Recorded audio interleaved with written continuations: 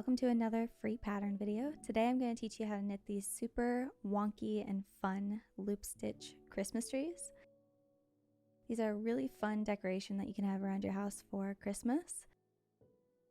And they're super fast and easy to knit. They come in 4 sizes, and I'll have the instructions for all of them in this video, and I'll walk you through one of the sizes so that you know the basics of it. In terms of materials, you'll need super bulky weight yarn, and there are 4 sizes written on screen with 4 different yardage amounts. The yardage is definitely going to vary. The length of the loops you make will change your yardage. So this is just more of like a basic guideline, and I used Bernat Softy Chunky, and you'll need a set of US 11 8mm needles. You can knit them with either flat or circular needles, and the gauge is 8.5 stitches by 12 rows equals 4 inches 10 centimeters. And the gauge is not super important because they're decorations. The sizing isn't as important as something like a scarf or a sweater. So in terms of sizing, the way that you seam and structure your tree will impact the sizing, and the circumference at the base and the heights are listed on screen for each size.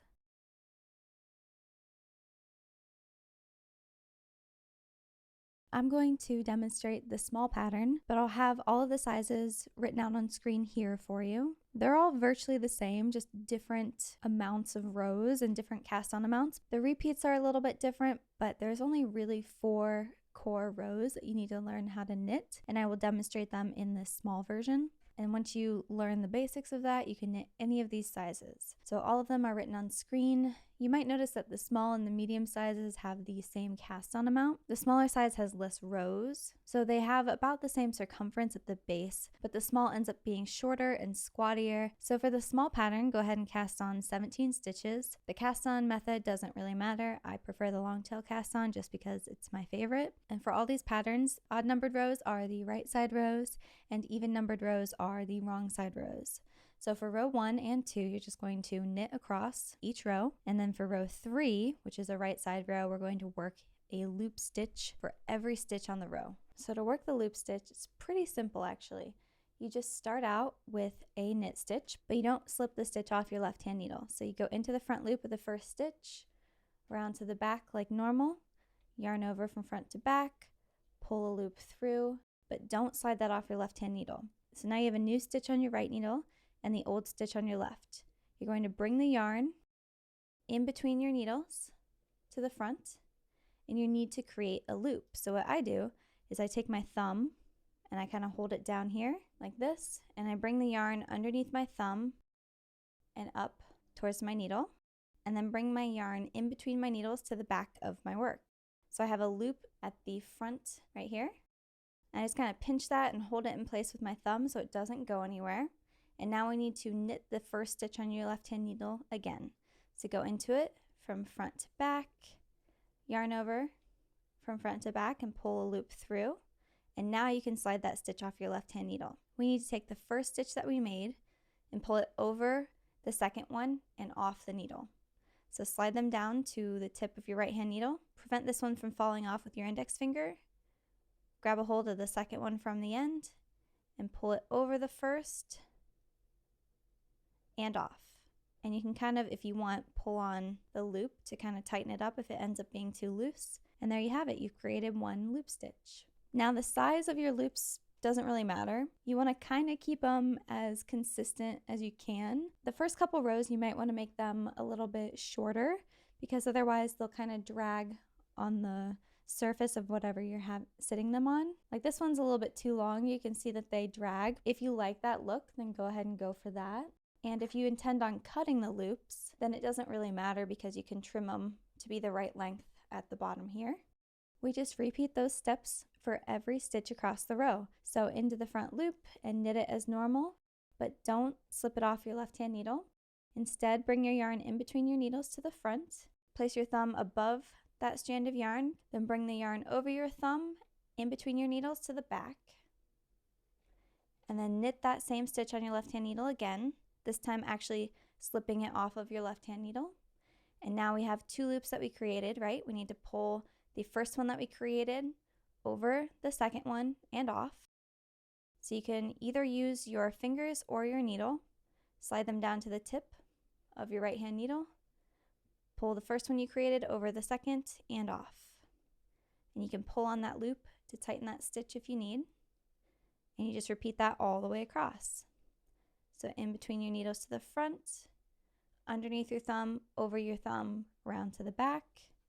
Hold it in place with your left hand thumb or whatever is easiest. Knit that next stitch and slide it off. And then pull the first one that you created over the second you created and off. And that's it. You just do that all the way across, trying your best to keep the loops semi-even, but they don't have to be perfect. I mean, look at mine. They're all different.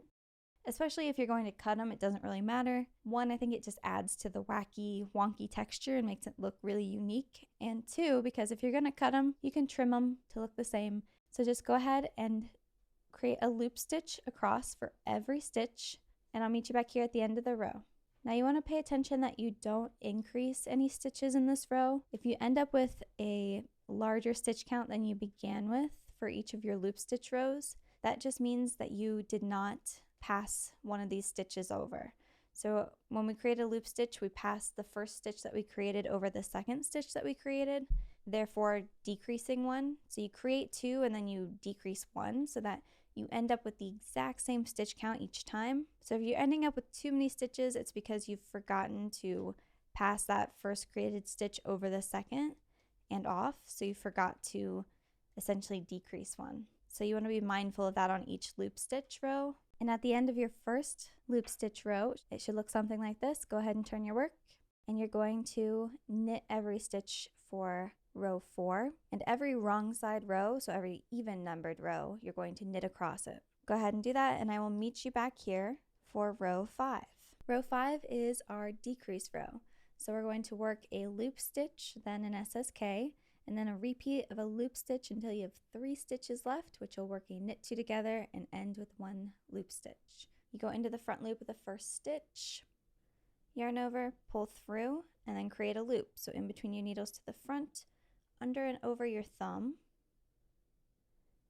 knit that stitch again, pull the first created stitch over the second and off, and now we need to work an SSK. The way I like to do an SSK is I slip one as if to knit and then slip one as if to purl and then knit through the back loop. So into the front loop of the next stitch as if you're going to knit it, but just lift your right hand needle up, slipping it to your right hand needle. And now you need to slip one as if to purl. So go into the next stitch, into the front loop of it from right to left, as if you were going to purl, and then just lift your right hand needle up, slipping it to your right hand needle. And now with your left hand needle, you need to go into the front loops of both of those stitches at the same time. So into the front loops of them, like this. And now you can yarn over from front to back, pull a loop through, and slide those 2 off your left hand needle.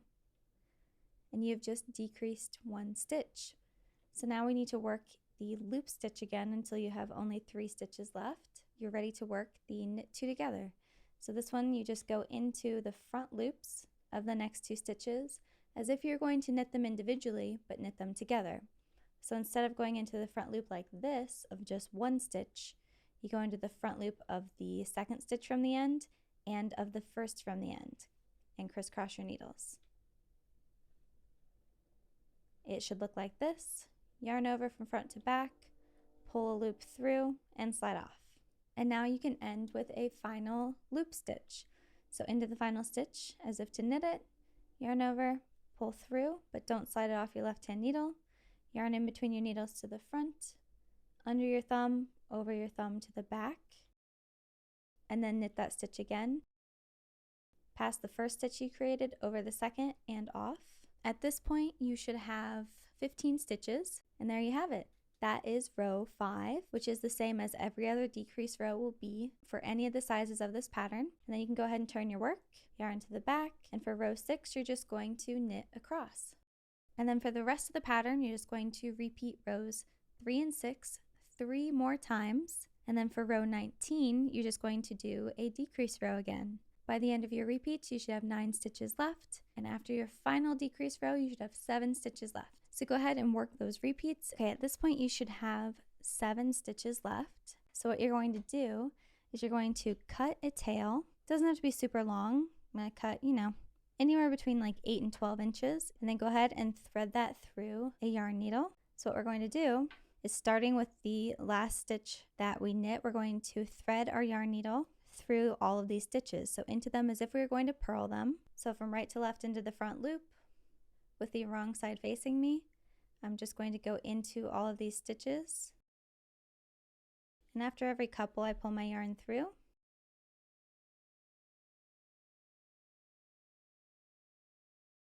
So now I pull my yarn tight and I keep my yarn threaded on that yarn needle. You can kind of even this out if yours is a little bit wonky.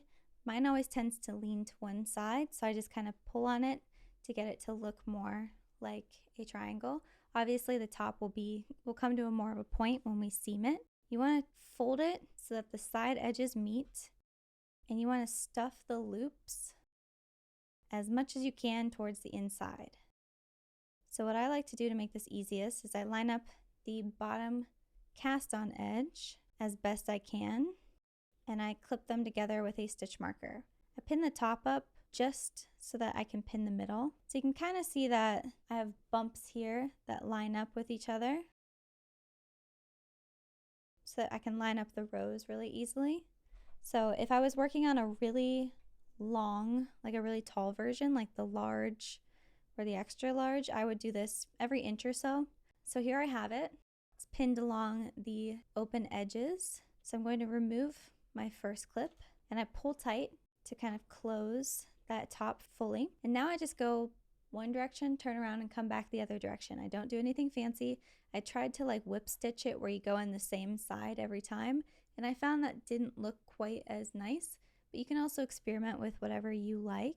So I just go kind of in the outside stitch, going one direction, and then I go down a little bit into another stitch and come back towards me. And I pull tight after each time, go down a stitch and back towards the other side, go down a stitch and come back towards myself.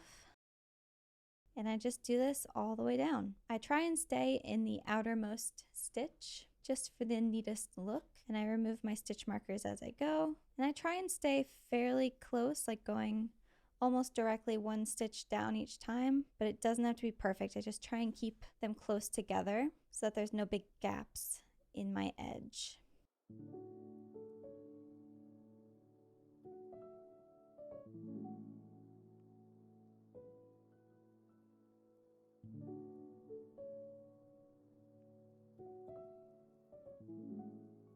And for my very end, I just kind of hook my ends together like this.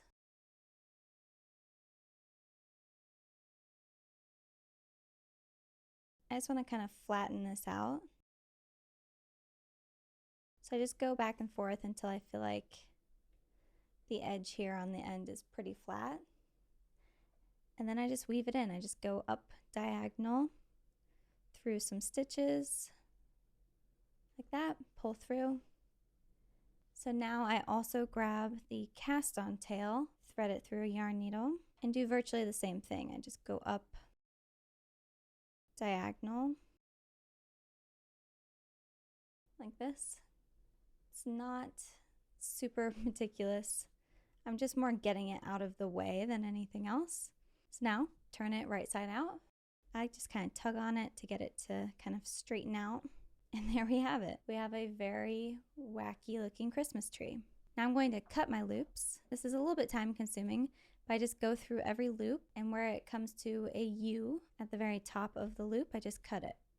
So I just go through all of these. Here's what it looks like so far. It looks a little bit disheveled. So what I might do is steam it. Steaming it would help relax the threads a lot, or I just kind of like brush it down. Do you see how these threads go over the edge here? So the edge is right about here and they all go over it.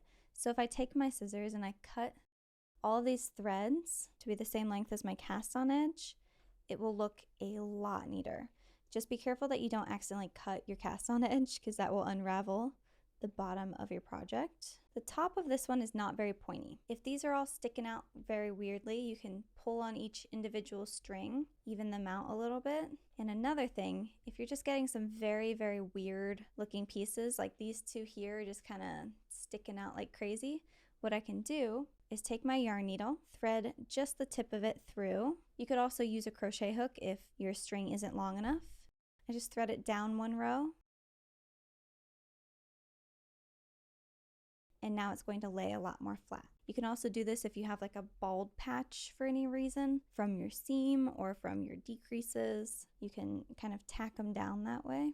So this one's being a little weird, so I'm going to just pull it over a little bit, and that will cause it to lay a little bit flatter. I usually try and go like one stitch away, so I'm not going into the same stitch that they're coming out of, just in case you might accidentally undo something there, which you don't want to do.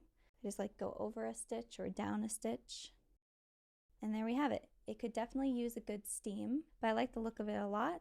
And you don't have to cut the loops. You can just leave the loops like this, which I think gives it a really, really cool texture as well. I like to have a mixture of both on my shelves. And now, if yours is standing up straight enough and you don't need to fill it with anything, that's perfect. You can just have it sit. Mine usually tend to sit at like an angle. They just kind of like lean forward a little bit. So you can just kind of tug on the bottom and shape them the way that you want to get them to stand up straight, or you could stuff them. You could use pipe cleaners and just kind of shape them a little bit into a cone shape, which I've done here. I've just kind of wrapped them up a little bit to create a cone shape, and this one stands up really, really well with the pipe cleaners, and they're very flimsy pipe cleaners too. I don't know that you can really tell that, but they're super flimsy, and I just doubled them up and folded them over. Just kind of made it up as I went along. You could also take cardstock or paper, roll it up into a cone, and use it as an insert. You could stuff it and then sew a piece of fabric on the bottom. There's lots of different things that you could do. You just gotta find whatever works best for you. For a while I was just using like a spray bottle as something to hold it up. So it really doesn't matter. Whatever works for you, just get creative with it. So to create an insert, there's nothing really super exact about this. I just make it up as I go along. These are really flimsy pipe cleaners, so I take 2 or 3 at a time, and I just kind of bend them into the right shape, and I do that for a couple of them. And then I just kind of place one on top of the other and fold it around. I'm getting more area of my tree covered, and then I do that once again with my other ones. I just place the U side on top and then bend it over. And so now you have a bunch of different legs basically coming over it. This does not have to be exact. So this is the start of it, is I just bend multiple pieces over each other at the top and shape it into a makeshift cone. Just kind of create a circle and about the right size for the base. Every one of these I've made with pipe cleaners has looked different. Improvise as I go along. And then you just want to kind of attach your tree-like shape to the bottom. Obviously you'll have to add some kind of extender if you're doing a really tall tree, like if you're doing the large or XL size. I'm just trying to give it a light amount of structure. It doesn't have to be perfect. This base isn't going to fit all the way to the top, or if I push it all the way to the top, it won't fit on the bottom. And that's okay. I can extend it and add more legs to make it taller if I want.